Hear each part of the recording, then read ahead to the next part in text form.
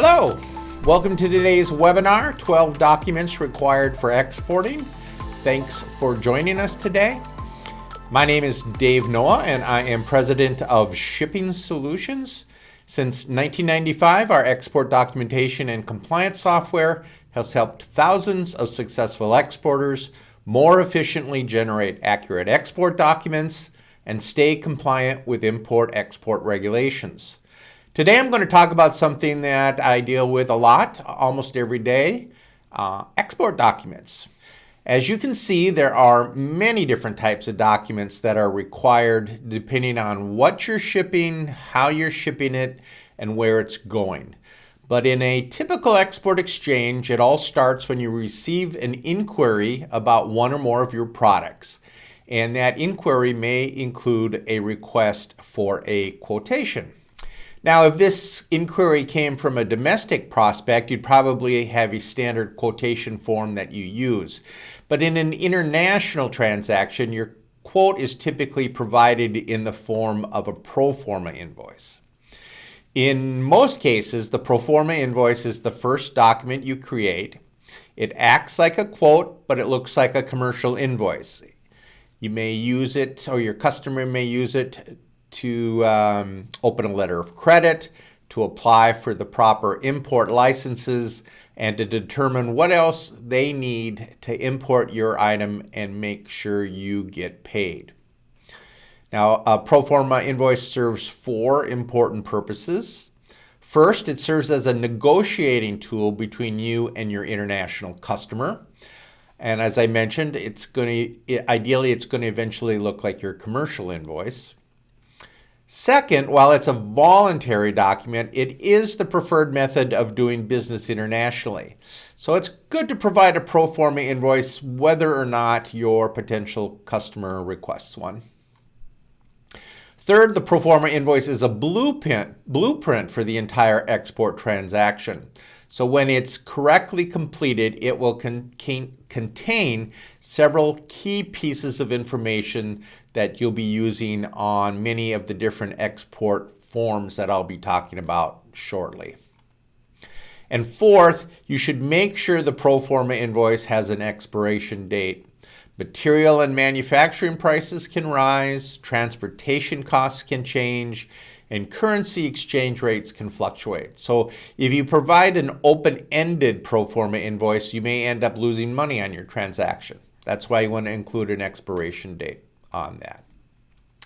Now, a pro forma invoice will specify who is the buyer and seller in this transaction and includes a detailed description of the goods, including the harmonized system classification, the price, the term of the sale, which you would typically express as one of the 11 current Incoterm rules, the payment terms, the delivery details, including how and where the goods will be delivered and how much that will cost, and the currency used in the quote, whether it's US dollars or some other currency.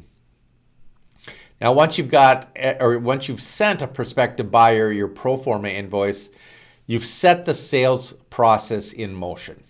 Now, the buyer will have the option to purchase your goods, negotiate the terms, or they can simply decline to buy. There are a couple things I mentioned that I want to take a moment to talk about before I move on. The first was the harmonized system or HS classification code for your goods. Now, I'm sure this isn't new information for you, but just as a reminder, the HS codes are defined by the World Customs Organization and used by most countries of the world as the basis for classifying your goods for import and export. It's a 6-digit code that should be the same in the US as it is in your buyer's country. And it's what is used by the buyer's customs authority, the country customs authority, to determine the duty rate for your goods. The 6-digit code is used by the customs authorities or by the different countries to create the 10-digit harmonized tariff schedule for imports into the U.S. So it's used by the International Trade Commission in the U.S. to create the 10-digit HTS code, as well as the Census Bureau to create the 10-digit Schedule B code that's used for export out of the U.S. Keep in mind that the HS and HTS codes can and do change. Usually every 5 years, the World Customs Organization releases a revised list of the HS codes, which they last did in 2022. These changes can be extensive as they incorporate new technologies and products, as well as changing global priorities. Normally, that would mean that we could expect a revised set of codes in 2027, but because of COVID, the WCO has pushed back the updates until 2028, so they have more time to negotiate the final schedule. But that doesn't mean the U.S. codes remain static in between the HS updates. The U.S. International Trade Commission and the Census Bureau can and do update the HTS and Schedule B codes regularly, usually starting at the beginning of each year. So it's January and there are some code changes. The Schedule B codes were updated January 1st, while the International Trade Commission has announced that they expect the new HTS codes will be updated on February 1st. So more changes probably will also be released throughout the year. In 2025, last year, the ITC issued more than 30 revisions to the HTS. So depending on your industry, your classifications may or may not change, but regardless of whether you're an exporter or an importer, you should monitor both sets of codes and be ready to update your product classifications as needed. And I think as a general best practice, you should review the codes that you're using for your products at the beginning of every year. Now, as an exporter, you need to know your goods' correct 10-digit Schedule B codes when you are ready to ship, and you or your agent needs to file through the automated export system. That's required for the AES filings, and I'll talk about that in a little bit. I also mentioned that you should include the terms of your sale on a pro forma invoice.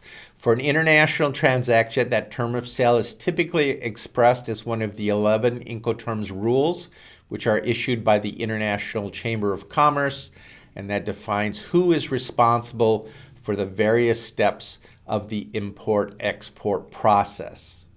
This Incoterms 2020 Chart of Responsibilities and Transfer of Risk summarizes what those functions are that the seller and the buyer, or the exporter and the importer, is responsible for under each of the terms. So depending on the terms you use, it can change how much the exporter is responsible for and how much the importer is responsible for. So obviously, using Incoterms is more complicated than can be summarized in this chart, but I think this chart's a good overview of the different terms, and you can download a copy of this chart for free from the shippingsolutionssoftware.com website. Once the buyer and the seller agree upon the terms of the sale and the buyer has accepted the terms of the pro forma invoice, usually by submitting a purchase order that the seller has accepted, the transaction is ready to proceed. When the goods are ready to ship, the seller issues a commercial invoice. In addition to listing the amount owed by the buyer to the seller, including when and how the payment must be made, the commercial invoice plays several other important roles in the export process. The destination country, the customs authority requires it before clearing the goods through customs. If there is an insurance claim on the shipment, it serves as a key support document. Depending on the payment terms, the buyer may use it to release funds through its bank to the seller. A bank will then examine it before reimbursing funds under a letter of credit or a documentary collection. U.S. export regulations require that exporters retain it for 5 years from the date of shipment, at least 5 years from the date of shipment. And exporters can use it to support foreign credit risk insurance claims if necessary. To serve all these purposes, the commercial invoice needs to include important information: the date of the sale and an invoice number, the seller's and buyer's name, address, and contact information, the ship to party's name, address, and contact information if it's different from the buyer's, a detailed description of the merchandise, including but not limited to the name of the items, their 6-digit HS number, and their country of origin. It also includes the quantity, price per unit, and total price for each line item, the total value of the goods, any additional freight and handling fees included in the total price of the sale, the currency that's being used, the relevant Incoterm rule that I mentioned, and the location associated with that term. So that would be described such as, excuse me, typically it would be described like FCA, Minneapolis, Minnesota, USA, based on Incoterms revised in 2020.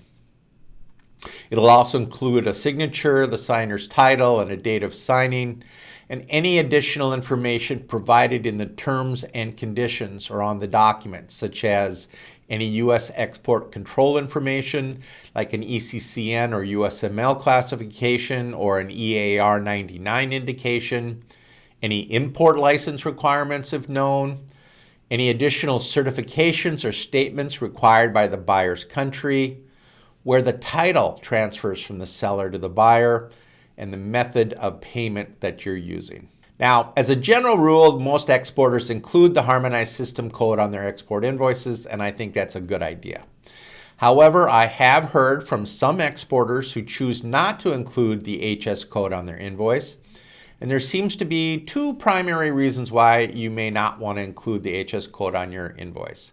First, your foreign customer may ask you to specify a 10 or 12-digit number for your products. As I mentioned before, the 6-digit HS number published by the World Customs Organization is used by most countries of the world, and that should be the same in the US as in the importer's country. But if you're getting to the 8, 10, or 12-digit level, it almost certainly is going to be different. So let's say, for example, that I export parts for umbrellas. In the US, they're identified by the HS number 6603.20.3000. And if I'm exporting these to Germany and I complete a commercial invoice and I put all 10 digits on the code, the German importer's paperwork will probably be rejected because in Germany, the correct 10-digit code is 6603.20.0000. The second reason why your customer, or why you may not want to include the HS code on your commercial invoice is that your customer may ask you to use a code that you aren't sure is accurate. I know properly classifying your goods isn't always easy, and you and your customer may interpret the codes differently. Or perhaps they want to use a code that will result in a lower duty rate. In either case, if you believe an HS number is incorrect, but you use it on your export paperwork anyway, you may be committing fraud and potentially putting yourself and your company at risk. In either case, it may simply be best to exclude the HS code from your invoice. But remember, that doesn't mean you can skip including the 10-digit Schedule B code on your electronic export information filing through AES whenever that's required. The commercial invoice also helps you stay compliant with U.S. export regulations. If any of the goods in your shipment require an export license or are eligible for an export license exception, you need to include the destination control statement. This statement is intended to ensure that your buyer understands that the goods in this shipment are intended for the country listed on the invoice and they shouldn't be diverted to another country. Although you'll only need to include this statement on the commercial invoice for those items that are controlled under the Export Administration Regulations or the International Traffic in Arms Regulations, you may want to include this statement on all your export invoices. In fact, I know a lot of companies that include this statement on their domestic invoices as well. For example, if you order a new laptop from Dell, their invoice includes this statement regardless of where you reside. If your goods somehow end up in Iran, for example, having included the destination control statement on your commercial invoice is another form of proof that your company is doing its due diligence to stay compliant with U.S. export regulations. Now, in addition to the standard commercial invoice, some countries may require country-specific invoices for exports to their countries. For example, Canada requires a Canada Customs invoice for imports valued at more than $2,500 Canadian, unless you include all that additional information on the standard commercial invoice that you supply. If your buyer resides in one of the 15 Caribbean community countries, they may request that you include a CARICOM invoice with your shipment. Documenting your international shipments does not begin and end with the commercial invoice. A commercial invoice is not a substitute for a packing list, and a packing list is not a substitute for a commercial invoice. The export packing list provides the exporter, the international freight forwarder, and the ultimate consignee with information about your shipment, including the packing details, and the marks and numbers noted on the outside of the boxes.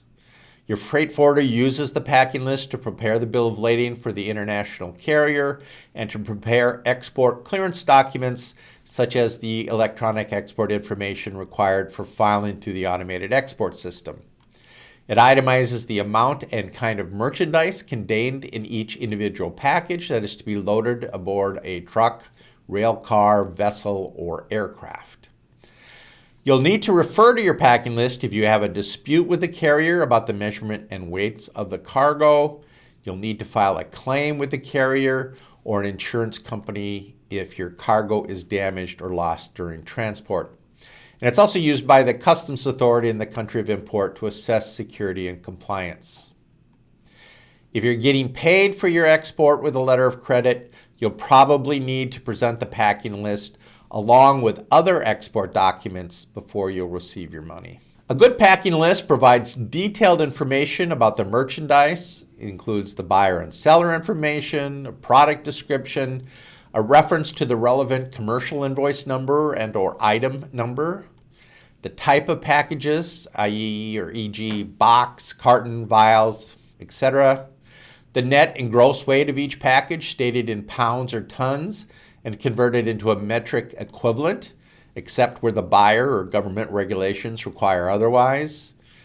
The legal measurements expressed in inches and cubic feet and converted into a metric equivalent, again, except where the buyer or government regulations require otherwise. And any packaging markings. Remember, a packing list is not the same as a pick list, which is a document that lists the materials to be picked up for manufacturing or shipping orders. Some countries, like China and certain Middle Eastern countries, require a certificate of origin for your shipments that identify in what country the goods originated. These certificates of origin usually need to be signed by some semi-official organization, like a Chamber of Commerce or a country's consulate office. This certificate of origin may be required even if you've included the country of origin information on your commercial invoice. Usually a Chamber of Commerce will charge you a fee to stamp and sign your certificate or require you to be a member of that chamber. You'll need to deliver a completed form to the Chamber office where they'll review it, stamp it, and sign it. Now, a growing number of exporters are utilizing electronic versions of this, or electronic certificate of origin, also abbreviated as ECO. With an ECO, exporters can apply for a chamberized certificate of origin online and receive the certificate electronically or overnight by courier. We do offer ECOs through our Shipping Solutions software and on our Shipping Solutions software website, and you can register for this service for free. We work with the American World Trade Chamber of Commerce, and they charge as little as $25 per document. And we've seen an amazing growth in the number of electronic certificates of exporters that people are generating through our portal. In addition to the generic certificate of origin, there are also country-specific certificates of origin. The United States currently has signed 14 free trade agreements with 20 different countries in which U.S. goods are eligible for reduced or zero duty rates when you import them into those member countries. You'll find a list of those free trade agreements on this slide. Some of the free trade agreements, such as the USMCA and CAFTA, include more than just one country besides the U.S. To be eligible for these reduced tariff rates, in most cases, the importer must be able to verify that the goods they are importing qualify under their specific free trade agreements.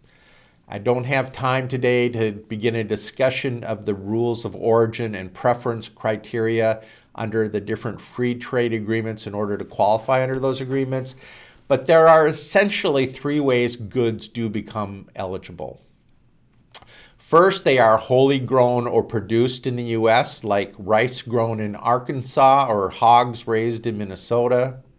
Second, the goods are substantially transformed. Or third, the value of the non-originating parts in a good is less than a specific percentage of the total value of the goods.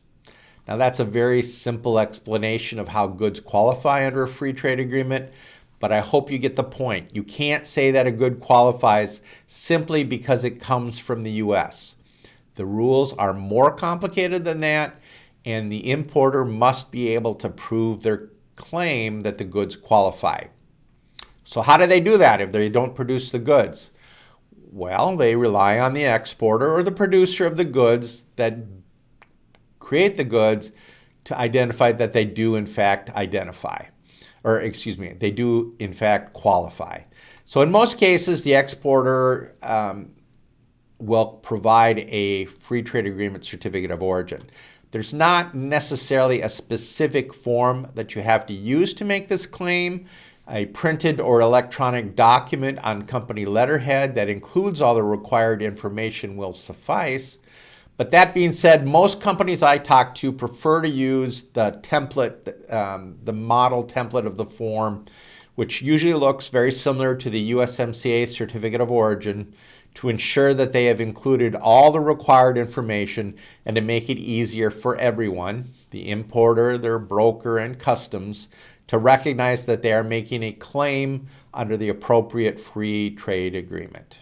The United States-Mexico-Canada Agreement is the most commonly used free trade agreement certificate of origin, and I don't have the time or the expertise to dive deep into the USMCA, but the import here that I'd like to make is that, and this applies to all free trade agreement certificates of origin, is that an exporter shouldn't sign the form unless they know it's accurate. I get calls all the time from exporters who just want to know what they should put down for the preference criteria so they can sign and return a USMCA or other free trade agreement certificate of origin that the importer told them that they need to provide.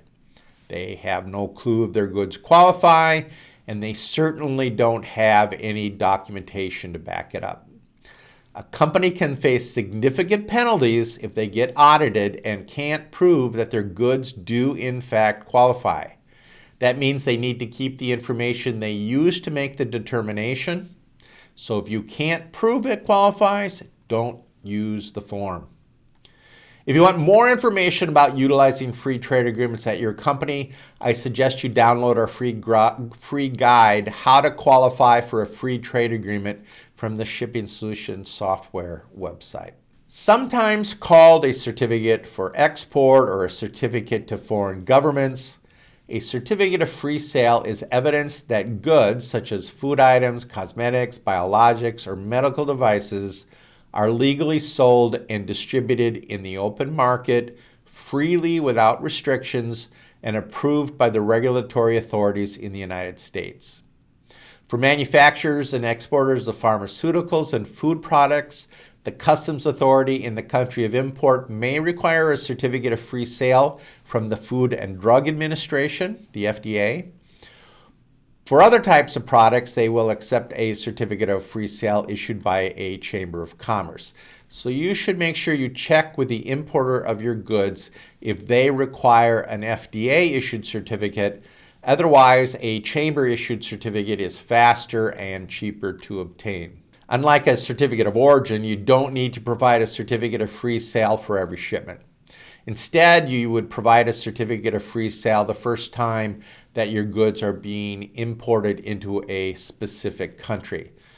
You're essentially telling customs, this is an item that a new item that I'm going to start importing, and here are my supporting documents that confirm the product is legal to sell in the country of manufacture. To obtain a certificate of free sale, you need to supply a declaration from the manufacturer on a company letterhead that the goods are manufactured in the U.S. You must also submit copies of at least 2 invoices issued by your company within the last 12 months showing that you've sold these products to at least 2 different U.S. customers. Again, that's something we can help you with on the Shipping Solution Software website if you don't need a certificate of free sale issued by the FDA. One of the most important partners an exporter will work with is a freight forwarder. A forwarder usually arranges the transport of the goods with a carrier and helps ensure that you've taken care of everything that needs to be done for this process to go smoothly. Depending on the term of the sale you agreed upon with the buyer, now remember that's usually one of the Incoterms rules, the freight forwarder may be hired and working for the exporter, or in the case of a routed export transaction, they may be hired and working for the buyer.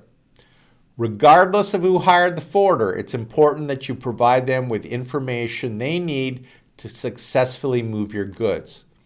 The shipper's letter of instruction, also known as an SLI, is the document you would typically use to facilitate that communication. I often describe the SLI as sort of a cover memo included with all the other export paperwork you generate to tell the forwarder what they need to know about your shipment.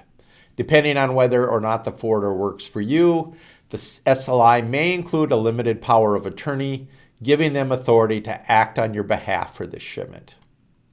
In addition, depending on who hired the forwarder, the SLI may grant them permission to file the export information electronically through the Automated Export System, or AES. Most exports valued at more than $2,500 per item must be submitted to customs via AES. Now that's a very broad explanation of the AES filing requirements, but the point I want to make here is that filing through AES is an important consideration for many exporters. If the freight forwarder is hired by the buyer, then it's the forwarder, acting as an agent for the buyer, who typically does the AES filing. Even if you, as the seller, is the one who hires the forwarder, you may pay them to do the AES filing on your behalf. In either case, even if you aren't doing the AES filing yourself, you are legally required to provide certain data elements to the forwarder so the filing can be done. And the SLI is the document you use to do that. We just had a webinar with the U.S. Census Bureau about some updates to the U.S. foreign trade regulations that included a list of those items or information that you need to apply or provide. As an aside, I strongly believe that the exporter should almost always be the party that does the AES filing, even in a routed export transaction where the buyer picks the forwarder. And you can negotiate with the buyer to give you permission to do that. You need written permission from them to do that. Filing through in a routed export transaction. Filing through AES is not that hard to do, and it gives you more control over the process. However, I do understand that many companies rely on their freight forwarder for their AES filings, so in that case, you must make sure you accurately complete an SLI. Exporters sometimes request that their international customers sign an end-use or end-user certificate as part of their export compliance procedures. In addition to affirming the intended use and end user of the goods, the certificate may also include applicable legal requirements that apply to your goods, such as whether they are subject to the export administration regulations and they may not be diverted to a prohibited end user, or destination. In some cases, an end user certificate is required by the Bureau of Industry and Security or the Directorate of Defense Trade Controls. In other cases, companies use it as a standard part of their due diligence process for all their exports, even when it's not required by the regulations. Or a company may require it in certain circumstances, such as when their exports are going to a higher risk region of the world, or when they have other potential concerns about a customer. End use and end user certificates can play a critical role in safeguarding national security, ensuring your organization's regulatory compliance, and promoting responsible international trade practices. At this point, I've talked about the 7 most common forms that an exporter will produce: the pro forma invoice, the commercial invoice, the packing list, a certificate of origin, a certificate of free sale, a shipper's letter of instruction, and an end user certificate. But remember, that's just typical. There are maybe other documents you need depending on what, where, and how you're exporting, and how much or how little of the responsibility for the export that you want to take on. An inland bill of lading is often the first transportation document created for an export. It can be prepared by the inland carrier, or you can create it yourself. It's a contract of carriage between the shipper of the goods that states where the goods are going. It also serves as your receipt that the goods have been picked up. In an international shipment, the inland bill of lading is not typically consigned to the buyer. Instead, it is consigned to the carrier, who will be moving the goods internationally, or if not directly to the carrier, it's consigned to a forwarder, a warehouse, or some other third party who will consign your goods to the carrier when ready. It's important to correctly fill out a bill of lading because it determines the shipment date, and payment date is often associated with that shipment date. Financing, too, is often associated with the shipment date, as banks often refer to a pre-shipment financing and post-shipment financing. Keep in mind that more than 10,000 shipping containers get lost every year. You need a correctly completed bill of lading to help make a claim with the carrier or insurance company. If the goods are shipping by ocean vessel, you'll need an ocean bill of lading. An ocean bill of lading can serve as both a contract of carriage and a document of title for the cargo. A straight bill of lading is consigned to a specific consignee, and it's not negotiable. The consignee can take possession of the goods by presenting a signed original bill of lading to the carrier.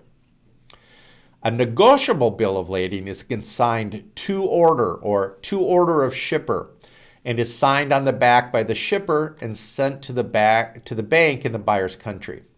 The bank holds on to the original bill of lading until the requirements of a documentary collection or a letter of credit have been satisfied.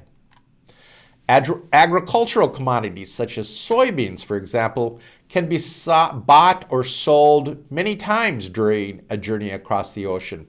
So a negotiable bill of lading helps them do that. If your goods are being shipped on a plane, then an airway bill is required. Unlike an ocean bill of lading, an airway bill can never be negotiable. Instead, it's a contract of carriage between the shipper and the carrier. If your products are considered dangerous goods by either the International Air Transport Association or the International Maritime Organization, you need to include the appropriate dangerous goods forms with your shipment.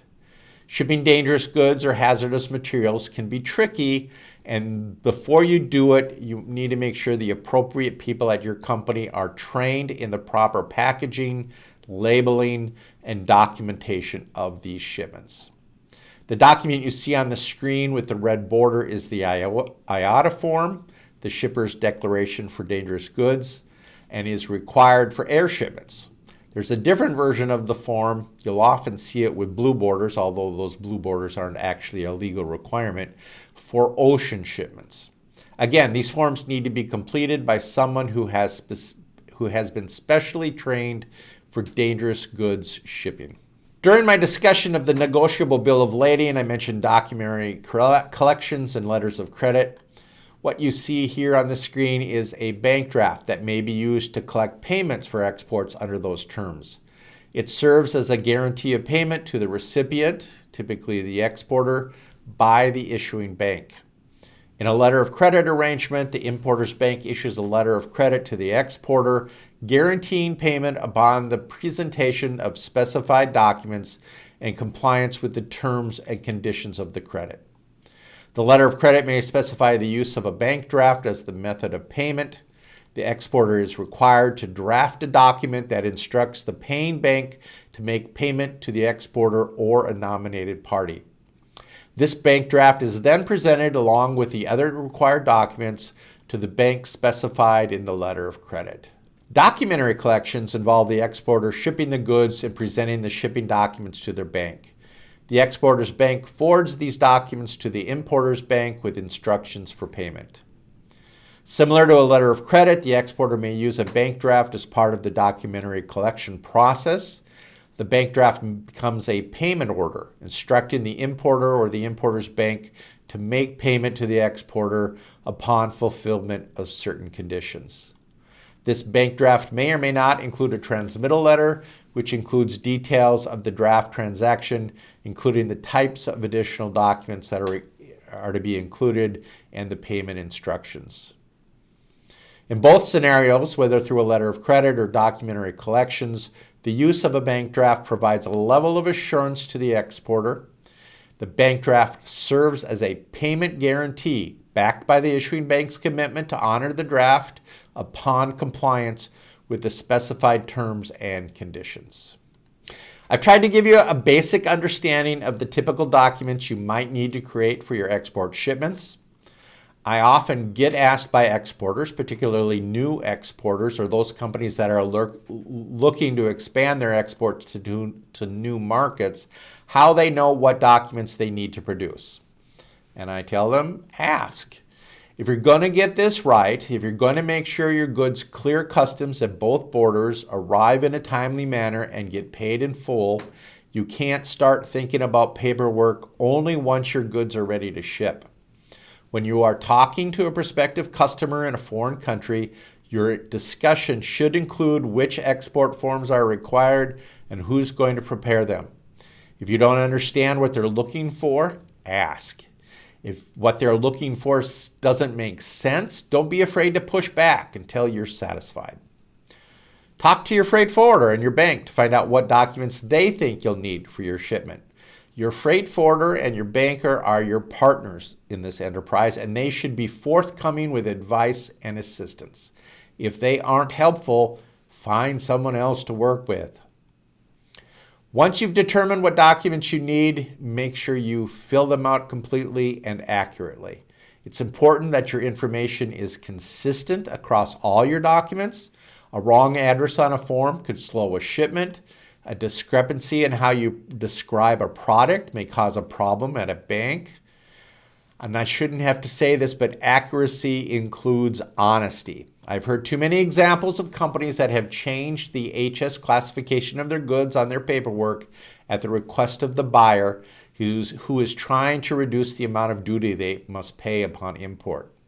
Or the buyer will ask the exporter to lower the price of the goods on the export invoice, or mark it as a shipment of samples with no value to save them money. More recently, requests of modifying the country of origin of the goods are happening as we're seeing an increase in tariff rates around the world. And again, the penalties for this can be extensive. This is fraud, and the person who signs these fraudulent documents can get in a lot of trouble. Not only can you be fined for these activities, in extreme cases, you could lose your export privileges, and even in the most extreme cases, end up in jail. Now, the last thing I want to touch on in this discussion of export documentation is document retention. And when I talk about export documents, I'm not just talking about the export forms you include with your shipment and that I've discussed today. The regulations say you must also maintain any correspondence, emails, notes from phone calls, etc., that are part of this export transaction. Part 772 of the Export Administration Regulations has a comprehensive list of what you must keep. As a general rule, export regulations require you to maintain export documentation for at least 5 years after an export transaction is complete. 5 years is the standard for most agencies that have a hand in exporting, including the Bureau of Industry and Security, U.S. Census Bureau, U.S. Customs and Border Protection, the State Department's Directorate of Defense Trade Control, and other agencies. The Office of Foreign Asset Control, however, just recently increased its record-keeping requirement to 10 years. And that aligns with the changes that they made, doubling the statute of limitation for OFAC sanctions program violations from 5 to 10 years. This new requirement applies to exports to prohibited parties, even if exemptions and general licenses are available that don't require the exporter to apply for a specific license. Keep in mind that these OFAC regulations can be broad and may impact your exports, even if your goods fall under the jurisdiction of BIS or DDTC. Also keep in mind that different federal agencies and departments start the clock on record retention at different points in time. Certain sets of regulations state you must maintain your documents from 5 years from the date of export. Others say 5 years after the export is complete. And still others say you must maintain the documents for 5 years after an export license has expired. It's your job to know what these caveats are and abide by them. Even once those 5 or 10 years are up, you still may not be able to toss the records. If a government agency requests information pertaining to a particular export shipment before the 5-year period is up, you must continue to keep all the records related to that shipment until you have written authorization to destroy them. The information that I've talked about today can be found in one or more of the hundreds of articles we published on our free international trade blog that we call Passages. If you go to shippingsolutionssoftware.com/blog, you'll find all the articles organized by topics. There's more than 700 articles. All these blog posts go into greater detail than obviously I can include in a 1-hour webinar today. Since all of us have different learning styles, we also have a Shipping Solutions YouTube channel where we publish the same type of information. So far, we've uploaded more than 300 basics of exporting and importing videos. So if you learn better by listening and watching rather than reading, please check out our YouTube channel, and if you like, please subscribe. In addition to all the who, what, and why information we provide on our website and on our YouTube channel, you can also download free PDF templates of all the export forms that I've mentioned today. Just go to shippingsolutionssoftware.com. The menu across the top, there's a choice for export forms. Click that link, and it'll take you to the list of all those documents where you can download free PDF templates. And don't forget that our Shipping Solutions export documentation and compliance software can help you create these forms up to 5 times faster than you're doing them now. When you're on our website, click on the free demo button to arrange a time for me to show you how our software can help your company. So, I think at this point I am happy to answer any questions that you might have. This is super helpful. Well, thank you. We send and receive a lot of research materials between nonprofits. Do the commercial invoices and other commercial instructions apply to nonprofits as well? Yes, they do, and you should make sure that you value the goods properly. Perhaps the nonprofit is not paying for the goods, but you may need to list the value for customs purposes, depending on what type of an item that you are exporting. But yes, you need to make sure that you follow the rules even when dealing with a nonprofit. Can you supply both HS codes? So I'm assuming this relates to the invoices, the pro forma commercial invoice. The HS code, the 6-digit HS code should be the same in both countries, so you would only need to provide that once, but I'm guessing that the questioner is asking if you could provide the 8, 10, or 12-digit HTS code or Schedule B code for both countries. Yes, you can, and you should identify clearly what those are. Just keep in mind that when you do the AIS filing that you're using the 10-digit US code. That is a requirement. We ship to Qatar in the Middle East frequently and have delays each time due to their stringent requirements. Is there a list of required documents that are used each time for the Middle East, or are the documents reviewed in the training the same that the Middle East uses? Yes, there are certain countries where the requirements may be a little more onerous. Qatar may be one. Brazil is a country I hear a lot about. The standard documents should be the same. There may be some additional information that's required on the documents that aren't typically asked for. The idea would be to make sure you've got good relationships with a forwarder or a customs broker in those countries to help you navigate their specific regulations. In both those countries I mentioned, a certificate of origin is definitely required, so you want to make sure you have that in addition to the other documents. Some countries are a little trickier than other, and the International Trade Administration website, the ITA website, if you go to the it's trade.gov now, www.trade.gov, they have a list of countries and country requirements. So you might find some additional information there about exporting to Qatar or to Brazil or to any other countries. But again, I think the best thing to do is make sure you have a good relationship with a broker or forwarder that works regularly in that area. Is a bank draft required in order to get paid by an international recipient? Not necessarily. That should be a conversation you have with the buyer as well as with your bank. They're better experts on that than I am. If AES EEI is filed by a third party or freight forwarder, is there any need for USPPI company to collect filings for any sort of audit? Well, you are legally responsible for the accuracy of information that gets filed. And even if you aren't doing the AES filings yourself, I would recommend that all companies that export make sure they have an account on the automated customs environment portal, the ACE portal. And you can set up an account for free.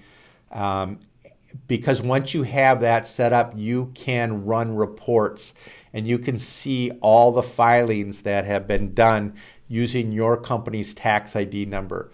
And I would say that that is a very good practice to regularly run those reports and make sure that the information filing on your behalf is accurate. Also may want to make sure that the filing's being done and the items aren't being diverted. One of the downsides of a routed export transaction is you're giving up control of the goods very early in the process. And I've heard cases where items are being diverted to countries other than where the seller thinks that the goods are going. Or that even in one case I heard where the items that were bought by a foreign buyer and were going to be exported were actually not transported out of the U.S. and were sold on the black market within the U.S. at a price less than what the company itself was selling their goods. And so obviously that's a bad situation. That's one of the downsides of a routed export transaction. So keep those in mind. So you should be keeping track of the information that's being filed. And like I said, I think the exporter, if at all possible, should be the party that's doing the filings. What if exporter and importer do not agree on the HS number? Should the commercial invoice have a different HS number than what they report to their customs? That's a case where you may not want to include an HS number on your invoice. I think that's probably the best way to deal with that. Where is the best place to find the different HS, HTS, and Schedule B codes? The U.S. Census Bureau has a search engine on their website where you can look up Schedule B codes. You enter in a description of your product and it'll find the correct Schedule B codes or help you find the correct Schedule B codes. The trade.gov website has a link to the ITC HTS code search engine. You can go there and search on it. Just to give a little plug for what we do, our shipping solution software, we have a product classification software that you can subscribe to where you can look up all those codes, HS, HTS, Schedule B, as well as the export control codes, the USML or ECCN classifications of your items. Also includes a mapping tool. So if you know what the 10-digit code is in one country, it'll tell you what the corresponding code would be in another country. So check out all those different resources. What are your thoughts on merging the commercial invoice and certificate of origin into one document? Well, A commercial invoice, you may want to include the country of origin on the commercial invoice, and I think that's a very good idea to do that. It depends on if you're talking about which type of certificate of origin you're talking about. If you're talking about the free trade agreement certificates of origin, those forms and their formats aren't required. You need to make sure you include all the data that clearly spells out how your goods qualify under a free trade agreement certificate of origin. So, or a free trade agreement rules of origin. So if you wanted to put that information on your commercial invoice, you could do that. But if you're talking about a generic certificate of origin, I think you would want to get a separate document stamped because it would need to be stamped by a Chamber of Commerce. They may also require that you get your commercial invoice stamped. That's not an unusual requirement as well, and maybe other documents stamped as well. Again, that's a conversation you need to have with your buyer to see what they need. But in that case, I think it would be tougher to combine the two if they do in fact need a certified certificate of origin. We deal with several different brokers. Each one has their own SLI form that are similar but not the same. Is there a standard SLI form the brokers will accept? Yes, the National Customs Broker and Forwarding Association of America, NCBFAA, has issued a model SLI form, and that's the one I showed you, and that's the one you can download for free from our Shipping Solutions software website. That's the model that most brokers are going to use, and so you should probably have a conversation with them before you supply that one, but it should have all the information that's required that they need. I'm guessing that maybe the broker has their logo or other information on that form, maybe some specific legal language. But yeah, I know it's easier if you have one SLI that you're using for all the forwarders and brokers that you're working with. Do brokers handle ACE filing on behalf of companies? A broker may, a forwarder is the most typical one that will file on behalf of the either the exporter or in a routed export transaction on behalf of the foreign principal party in interest or the buyer of the goods. Other third parties can do the filing. A broker could be a party that you could have do the AES filing. The key is that in a standard export transaction, the USPPI, the U.S. principal party in interest, the exporter needs to provide written authorization to that third party to file on their behalf. In a routed export transaction, the FPPI or the importer needs to provide written authorization. So they can do those filings. Yes. Destination control statement. Can a short version be used? Can a short version than the one provided in the webinar? So everything seems recently, but COVID has completely destroyed any sense of time. A few years ago, several years ago maybe now, there is a revised destination control statement that's used by both the buyer, or she's used both under the Export Administration regulations and BIS and the ITAR regulations enforced by the Directorate of Defense Trade Control, one standard version of that form. I would recommend using that full statement on your invoice if you need to include it. That would be my recommendation. You can talk to an attorney or some other trusted source to see if a shorter one would be accepted. I'd be leery. How do you find out the duties in other countries? Well, there are sources for that. Again, as a plug for our Shipping Solutions software, we do have import control software and product classification software that tells you what the duty rates are for specific items in specific countries. And you can see what that is. And it may be different depending on whether or not the good qualifies under a free trade agreement. There are other resources online as well, so you can find those in different places. But if you want, I can set up a time and show you how our software works and how we can provide you with that information. Who is responsible for completing the commercial invoice? Is it illegal for the shipper to complete if we don't own the product? Well, the seller of the good typically is going to be filling out the commercial invoice. The shipper, are you talking about a distributor? Are you talking about, I guess I don't understand fully who that party can be. It doesn't have to be the seller of the goods, a third party. You can have a forwarder or someone else file that information, fill out that form for you.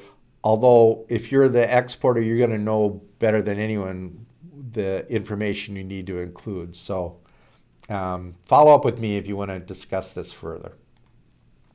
In a routed transaction, if the buyer is in Europe and we're shipping to Turkey, for example, and the buyer is providing their own documents to go with the shipment and not using the shipping documentation from the seller, price on documents going with the shipment is different. Do the seller need to provide a power of attorney to the buyer to be the exporter of record or use on behalf on the ocean bill of lading? I just wrote a blog post that we just published on our blog. Please check out our blog passages on shippingsolutionssoftware.com/blog. There is nothing in the definition that is called a exporter of record. There's an importer of record, but there is not an exporter of record. So that doesn't exist. In a routed transaction, the seller of the goods should not be providing a power of attorney. That should be the foreign principal party in interest. Again, we're running out of time. If that's something you want to follow up on, please reach out to me. I send you emails. You can reply to those or give me a call. I'll be happy to talk about that in more detail. One last question here. Can the report from ACE portal be proof of AES filing, or do I need to get an actual report from the forwarder? I think it's a best practice to always get a report from the forwarder, but if it shows up in the portal that a filing has been done using your tax ID number and that the information's there, in my mind that's proof that the filing has taken place. Our time's up. I want to thank you all for attending. If you want to have a follow-up conversation on any things we discussed, you can reply to that email. It's also got my phone number on it. In addition, we've created a resources page on our website that includes links to the things we talked about during today's webinar, as well as links to registering for upcoming events and to sign up for our Passages twice weekly email newsletter. You can use the URL, the address that's listed on this slide, which is kind of long, or you can use your phone and take a picture of that QR code and it'll take you right to that page. So I want to thank you again for joining me today. Have a great day. Have a great 2026. And don't be afraid to reach out if I can ever be of assistance. Take care, everyone. Bye-bye.